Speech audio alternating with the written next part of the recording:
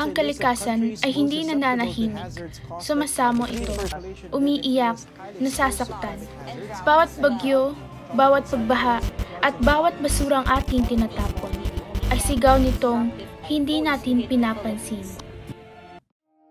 Alam niyo ba na nangunguna ang Pilipinas sa mga bansang may pinakamaraming basurang plastik? Ngayon, problema pa rin ng maraming mga lugar sa bansa ang pagdami ng mga waterways sa mga karagatan. Lalabas yan ang Metro Manila na binansagan sa isang pag-aaral na may worst traffic congestion sa daigdig. Ang Pilipinas ay isa sa mga bansang pinakaapektado ng climate change. Tinatamaan tayo ng halos 20 bagyo bawat taon. Pero hindi lang bagyo ang problema. Dumarami ang basura, nauubos ang kagubatan, at umiinit ang mundo dahil sa polusyon. Magsimula tayo sa simpleng paraan.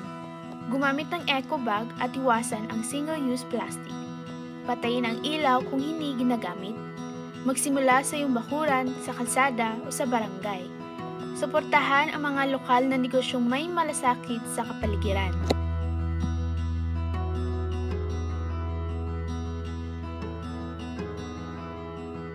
Napakahalaga nun dahil nakikita pa rin natin na may mga tao pa rin talaga na concern.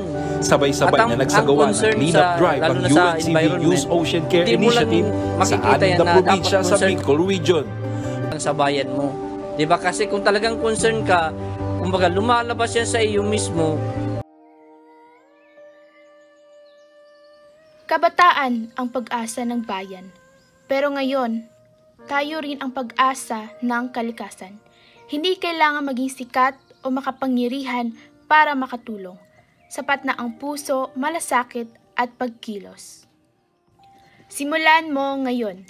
Sa sarili mong paraan, maging boses ng kalikasan. Magsalita, kumilos, magsimula.